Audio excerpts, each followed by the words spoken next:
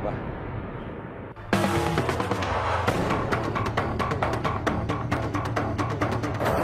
Ya, ada alat bukti yang sudah ditemukan ya oleh penyidik. Diragukan mengenai chattingan-chattingan yang beredar itu adalah pasca disitanya handphone milik Firza Hussein.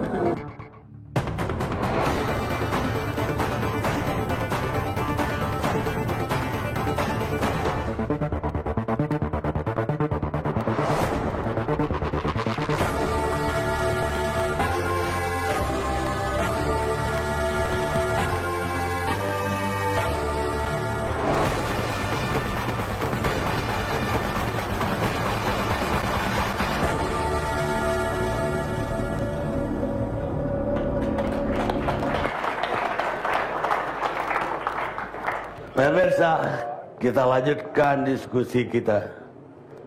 Saya mau kembali ke Pak Argo, ada tanggapan terhadap saksi ahli?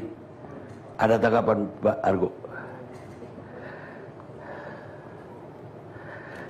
Menurut beliau yang identik, yang aku yakin itu beliau fotonya. Tadi udah jelaskan Bang Karni ya, bahwa dari ahli telematika ya, Bang Habib Mayi menyampaikan bahwa intinya bahwa foto itu tidak ada rekayasa. Ya. Itu di sini yang pertama. Dan juga selain itu juga kita memeriksa beberapa saksi ahli ya, contoh seperti ahli forensik face gitu ya.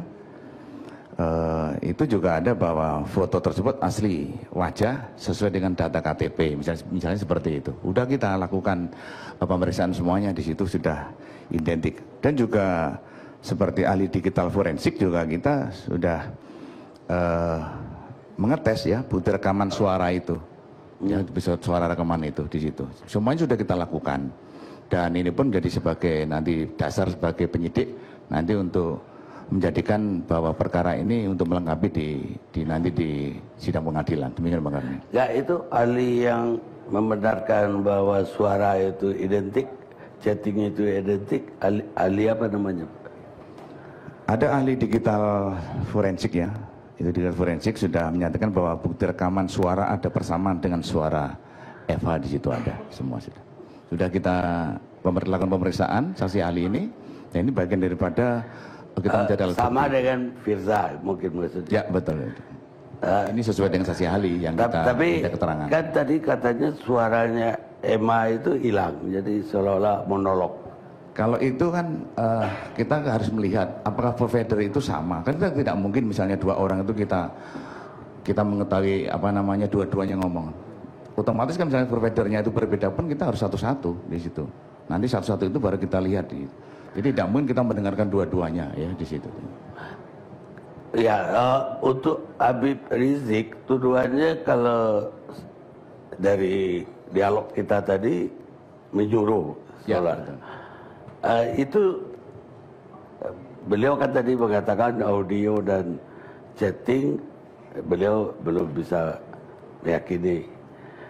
Dari mana kita ada dialog fisik yang menyuruh?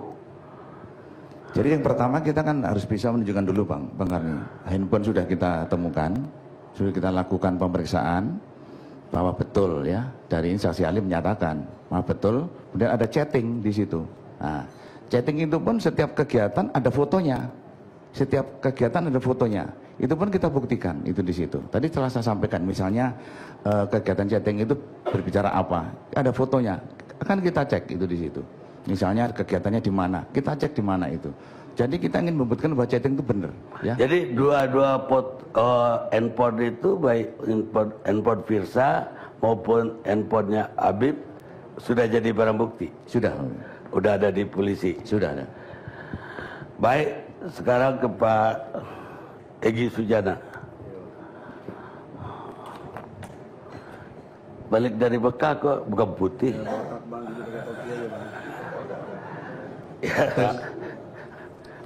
Allah wasalam ji. Ya, Bang Karni udah lama 3 tahun nggak ketemu. Makanya dalam konteks yang ingin saya terangkan, kita berbasis kepada hukum acara pidana, ya kalau dalam pengertian yang sekarang ini. Di dalam Kitab Undang-Undang Hukum Acara Pidana pasal 1 ayat 2 seingat saya tentang penyidikan itu harus dilakukan dengan serangkaian tindakan penyidik untuk membuat terang benderang tindak pidananya untuk menemukan tersangka. Nah, kalau keterangan sahabat saya Pak Argo ya, kita mau polisi ini sohib dulu saya belain waktu Budi Gunawan kan.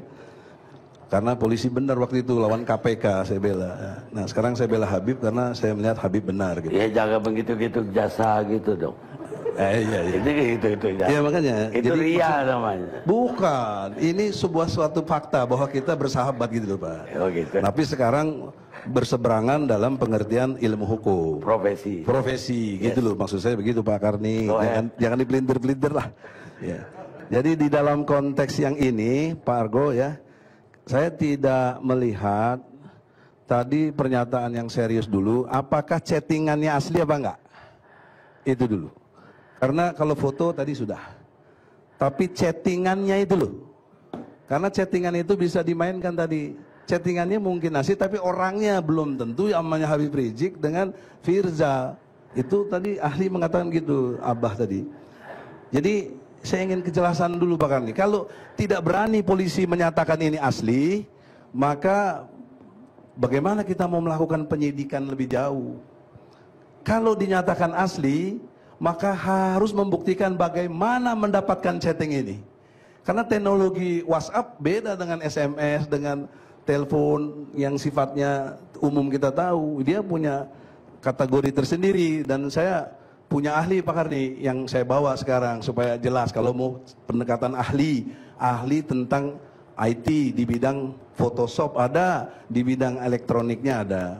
Ya, dan saya juga bersama teman-teman tim, ada Rasman, ada Feldi Taha, ada semua, ada Ardi, ada ini Azam, semua teman-teman kita ini, ada Buria, ya ada Dahlia. Ya, nggak perlu disebut semua. Iya tim Pak, nggak apa-apa. Iya bukan, saya nggak masuk. Kalau Ya, saya oke, datang oke.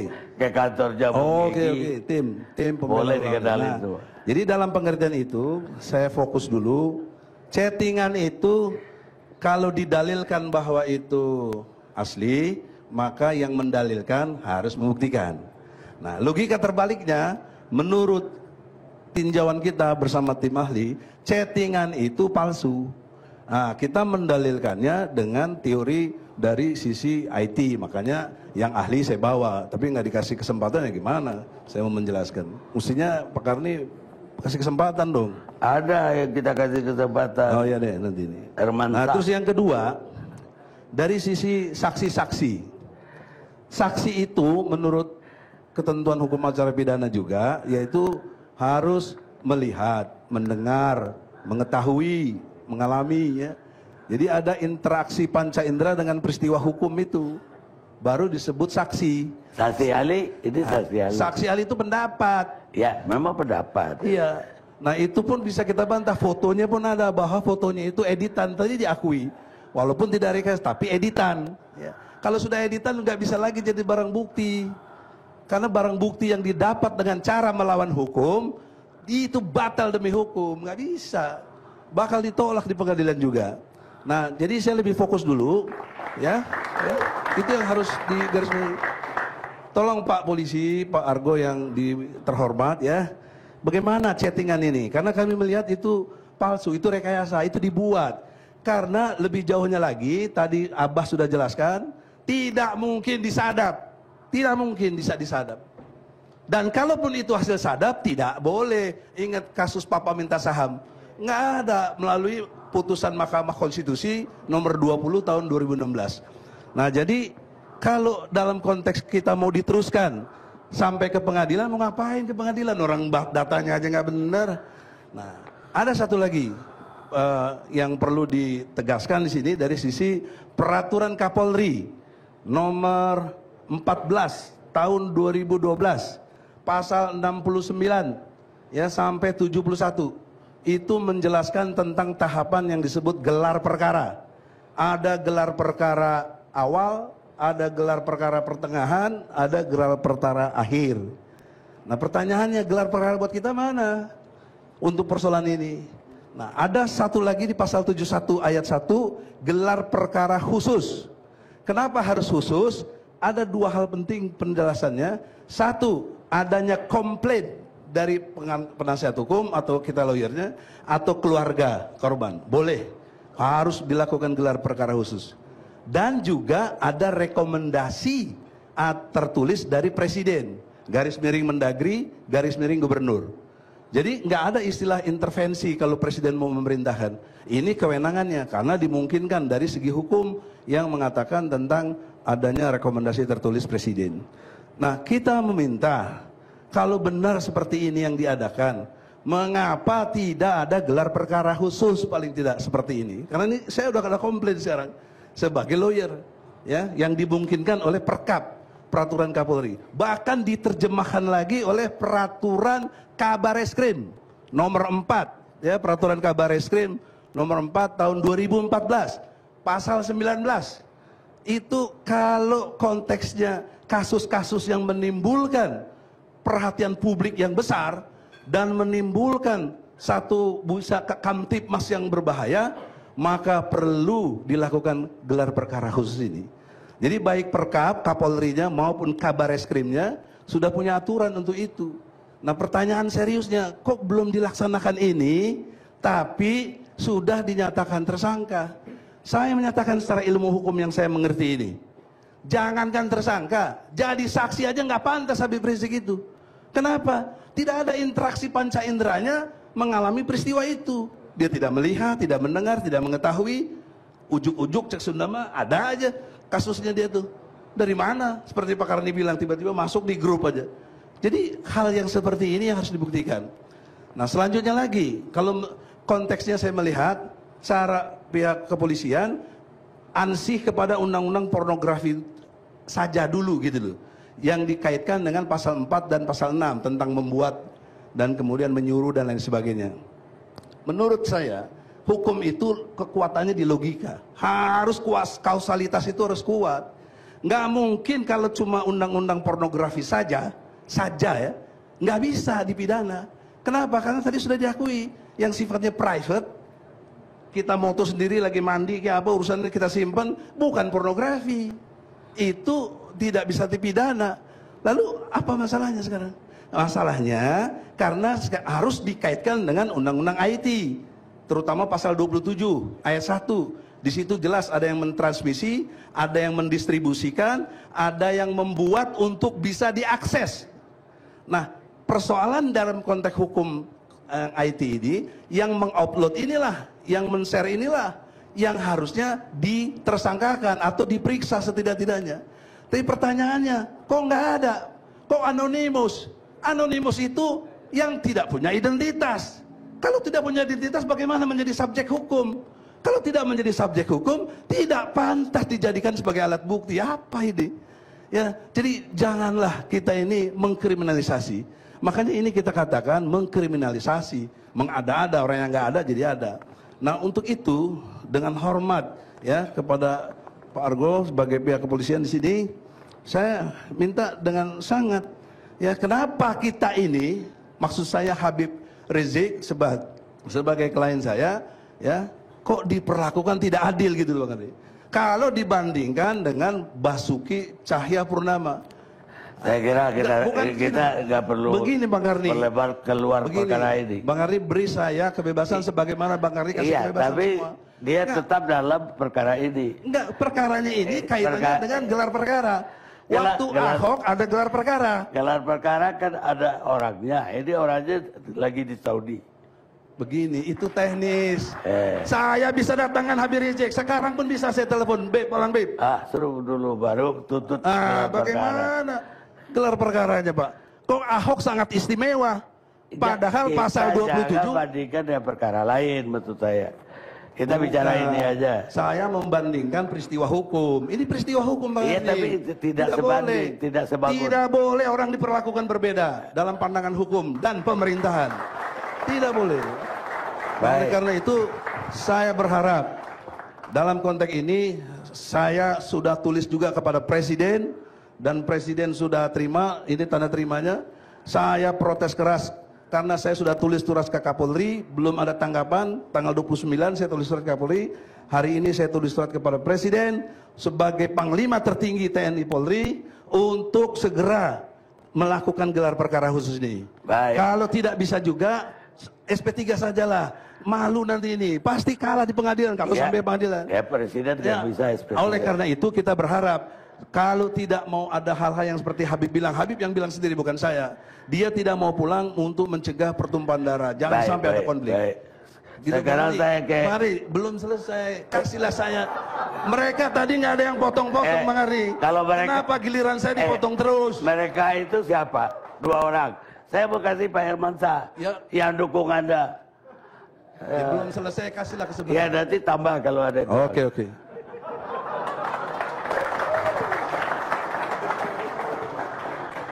Pak Hermansyah, saya minta Pak Hermansyah, saya minta Pak Hermansyah, apa pendapat Pak Hermansyah tentang keterangan Abah tadi?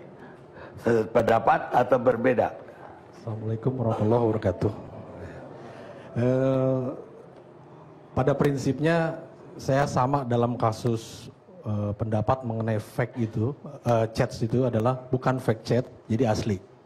Tapi yang seharusnya saya garis bawahi adalah chat itu asli tapi palsu. Apa itu? Jadi kalau kita definisikan chat itu asli tapi palsu, sepertinya ada sesuatu yang dilakukan oleh seseorang terhadap orang lain, si pemilik account, untuk melakukan chatting.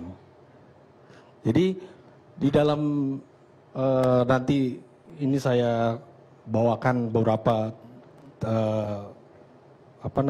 suatu slide bagaimana seorang hacker dia bisa mensimulasikan di kiri itu adalah victim yang target, dia bicara dengan sebelah di B, lalu si hacker akan punya suatu sistem mekanisme yang menyerang, attack dari sisi level signaling. Mungkin nanti saya jelaskan sedikit di SS7 signaling. Yang dilakukan oleh seseorang yang asli tapi palsu ini adalah melakukan pengalihan verification code. Jadi verifikasi dari WhatsApp. WhatsApp itu punya kelemahan dari sisi verifikasi karena dia tidak mengenal IMSI-IMEI atau handphone SIM card yang pairing atau embed di dalam akunnya. Jadi artinya kalau seseorang ingin melakukan attack atau cloning WhatsApp, dia cukup mengirimkan kode ke nomor tertentu. Sebenarnya handphone yang target ini dilarikan ke forward, bisa call atau SMS ke handphonenya si hacker itu sendiri. Jadi artinya kita tidak berbicara mengenai security dari WhatsApp karena itu sangat canggih ya, sampai sekarang susah di decrypt. Tapi yang terjadi adalah kelemahan WhatsApp dimanfaatkan oleh seseorang untuk menggunakan WhatsApp account orang lain dengan teknologi intercept. Ada beberapa teknologi, salah satu yang saya bawakan adalah teknologi SS7 signaling. Ini saya kutip dari Forbes.com, jadi majalah Forbes. Ini dibikin oleh orang Israel, ada produk dari Israel secara tahun ini akan mengubah cara pandang kita tentang apa yang namanya penyadapan, Pak Karni. Kenapa? Karena SS7 signaling ini dilakukan oleh produk dari Israel ini, mereka namakan Unlimited Intercept System. Dia bisa melakukan penyadapan di seluruh dunia. Jadi dia jual perangkat ini $20 juta, bisa dicek di website, dan dia bisa klaim secara promosi, we can hack people all in this planet. Jadi siapapun di dunia ini bisa di-hack. Artinya, akibatnya verification code WhatsApp, siapapun, Bang Karni punya WhatsApp, kalau saya punya alat ini, saya bisa pindahkan verification code ke handphone saya, maka saya berperan jadi Pak Karni. Dan saya bisa WhatsApp kemanapun. Kalau Pak Karni punya foto porno Pak Karni akan saya sedot ke HP saya, karena saya berkelakuan atau seperti akunnya Pak Karni, maka saya bisa chat ke orang lain maka WhatsApp saya itu asli, tapi bukan Pak Karni melakukan. Nah, seperti keterangan Mbak polisi, kalau itu terjadi, walaupun saya punya WhatsApp ke istri, sedangkan diambil alih oleh orang lain, maka WhatsApp itu menjadi berbahaya untuk saya. Itu. Jadi teknologi tingkat penyadapan ini sangat berbahaya dan sekarang ini sudah terjadi. Ini di level yang paling canggih saat ini. Dan ini kita harus aware karena siapapun dari pejabat, maaf mungkin hingga presiden, jika dilakukan seperti ini, cara pengambil alihan seperti ini, itu akan menjadi mudah. Seseorang bisa mengambil akun siapapun.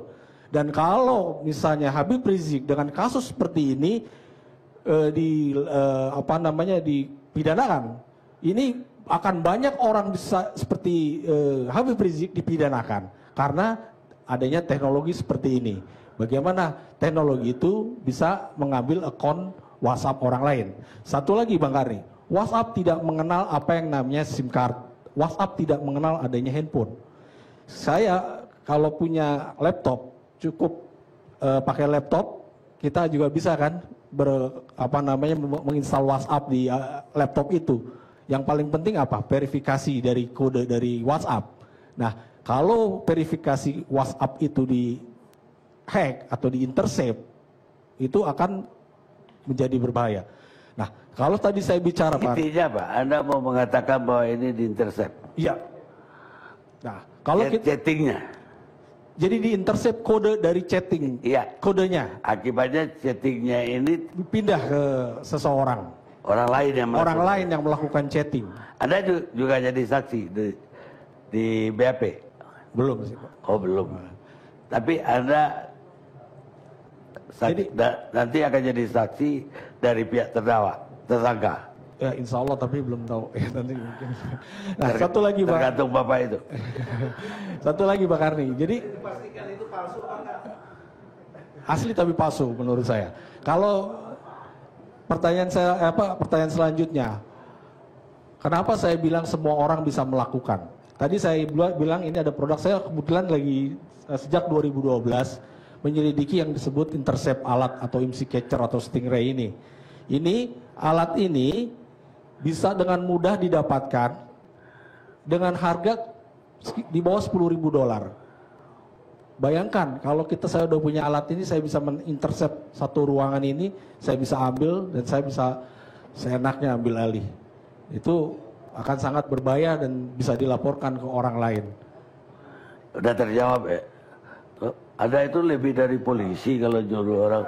Itu benar nggak? Jangankan tersangka, saksi aja ngaku gitu. Pak gimana di keterangan Pak Irwansyah? Ada beberapa hal yang saya perlu komentari. Kalau tadi misalnya kita bilang itu mengenai untuk membuat fake chat itu dilakukan oleh hacker, come on. Kita jangan nembak kucing pakai sniper. Ya sambit aja sama makanan juga kabur. Ya untuk melakukan fake chat tidak butuh hacker. Tidak butuh ilmu apa-apa, cukup mendownload, kemudian dia aplikasinya. Anak kecil juga bisa mendownload, sekarang juga di-download, di-install bisa. Cuma sebentar sudah bisa, ya itu. Jadi ini jangan sampai ke arah yang hacker kayaknya wah ini luar biasa. Ini hanya suatu salinan komunikasi yang dibuat di dalam dari satu perangkat. Di mana bukti apakah itu fake atau tidak, nanti dibuktikan di pengadilan. Di situ kita lihat dari konten ini saja nanti bisa buktikan. Ya, apakah bukti saya nanti akan bisa menyalahkan satu pihak atau pihak yang lain? Dari sana bisa kelihatan apakah itu fake apa enggak. Nggak usah ngomong jauh ya sampai ke hacking. Ini nggak sampai ke hacking. Kemudian mengenai SS7 itu sudah dari tahun 1975 bukan baru sekarang-sekarang. Iya, itu sudah mulai dibangunnya dianalisa sudah dari tahun dulu dan itu bukan untuk melakukan interupsi. Kalau komunikasi yang ada ini sekarang dibilang dari pakai SS7, nggak akan kelihatan tuh yang namanya foto Habibnya di sini, kemudian ada chatting, nggak kelihatan. Yang ada adalah komunikasinya, dia mengintrusi komunikasi ini. Dan kalau dia berhasil mengintrusi tersebut, ya kemudian ke WhatsApp dengan angka hanya 10.000 US, mendingan ngancam WhatsApp. WhatsApp itu sekarang salah satu dimiliki oleh Facebook, ya. Itu ngancam WhatsApp aja, saya minta jangankan 10.000, 10 juta pun dibayarin sama WhatsApp kalau memang mampu membongkar. Ngapain ecek-ecek pakai jual 10.000, gitu loh. Ya. Baik. Nah, kita bisa lihatnya, jadi juga harus diperhatikan, jangan sampai seolah orang melihatnya, wah ini sesuatu yang besar kemudian jadi ancaman. Saya juga khawatir nanti masyarakat Indonesia jadi ngeri, wah ini semua bisa jadi korban. Baik, Ya. baik. Ada mau nambahin? Saya mau menanggapi ya. Saya kira Pak Abimanyu tidak mengerti apa yang saya bicarakan ya. Pertama, saya mau bicara, saya tidak bicara fact check itu terlalu mudah. Ya.